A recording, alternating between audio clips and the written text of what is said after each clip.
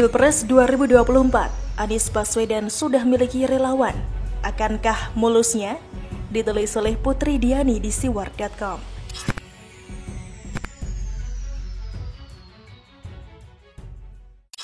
Halo, berjumpa dengan Suara Grace di channel Metropolitik.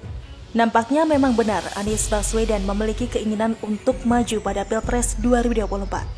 Hal ini dibuktikan dengan sudah ada relawan Anies yang akan mengurusi hal tersebut, yakni Ketua Umum Jaringan Nasional Milenialis 24, Muhammad Ramli Rahim menyatakan pihaknya akan segera mendeklarasikan relawan Anies Baswedan di 17 provinsi. Ramli menuturkan deklarasi itu demi menguatkan posisi Anies di mata masyarakat untuk maju jadi calon presiden. Untuk menguatkan posisi Anies di mata publik Indonesia, Milenialis 24 akan melakukan deklarasi di 17 provinsi di Indonesia tanpa harus melibatkan Anies Baswedan, agar Anies tetap fokus memimpin DKI. Nanti setelah 16 Oktober 2022, Milenialis 24 menyiapkan panggung di 232 kabupaten kota di Indonesia, kata Ramli. Namun apakah tidak terlalu dini, relawan Anies Baswedan akan mendeklarasikan diri untuk menjadi Capres 2024? Bagi masih terlalu jauh untuk memasuki tahun politik 2024 nanti. Jokowi saja baru menjabat sebanyak 2 tahun, sedangkan Anies harusnya fokus pada penyelesaian masalah di DKI Jakarta. Memang masih terlalu dini untuk deklarasi. Jika ditinjau lebih jauh, Anies Baswedan hanya tinggal tahun besok saja menjabat. Tahun depan nampaknya sudah akan memasuki Pilkada DKI Jakarta lagi. Nah, menuju 2024 masih memakan waktu 2 tahun lagi. Anies hanya akan buang-buang uang untuk merawat biaya politiknya menjadi presiden.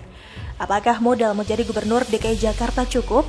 Nampaknya tidak akan cukup untuk Anies Baswedan maju di Pilpres 2024.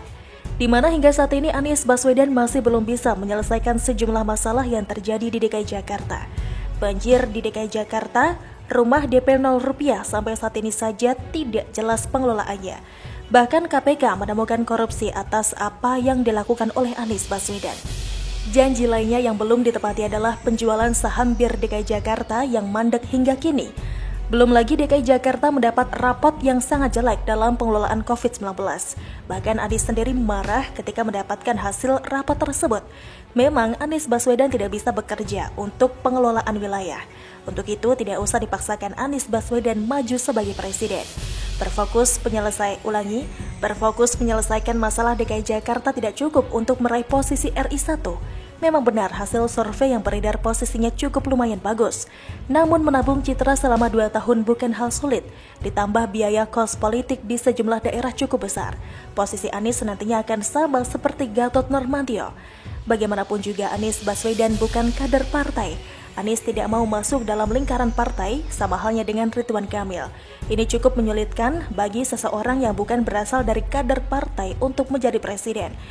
Fakta selama ini yang terjadi adalah orang-orang yang bukan dari kader partai harus menempati posisi kedua, bukan sebagai posisi pertama. Walaupun survei memiliki angka yang bagus, tapi siapa yang akan menjadi garantor orang tersebut? Sangat sulit bagi Anies untuk menempati posisi presiden jika seandainya tidak masuk ke dalam partai. PKS akan mampu menjadi garantor. Selama ini PKS selalu mengusung kader sendiri di berbagai wilayah. Hanya Pilkada DKI dan Pilpres 2019 lalu, di mana PKS tidak mengusung kader sendiri. Sebab Prabowo telah menyumpal PKS untuk tidak mencalonkan diri pada 2 agenda penting politik di Indonesia. Anies sendiri selama ini tidak 100% menjadi kader PKS, hanya gimmick saja yang digunakan seolah terlihat kader partai. Akankah berpasangan dengan AHY? Mungkin saja akan berpasangan, namun AHY dan SBY akan menginginkan posisi pertama. Apakah PKS tidak ngamuk? Jika seandainya hal ini terjadi, jelas PKS akan mengamuk karena kadernya tidak memiliki posisi penting. Namun sebagai gantinya PKS akan menempati posisi menteri, mungkin paling banyak. Apakah basis yang akan digunakan sudah cukup untuk memenangkan keduanya? Masih yang akan digunakan adalah basis PKS dengan mengambil kelompok intoleransi, sama halnya dengan Pilkada DKI Jakarta 2017 lalu. Isunya akan sama yang digunakan.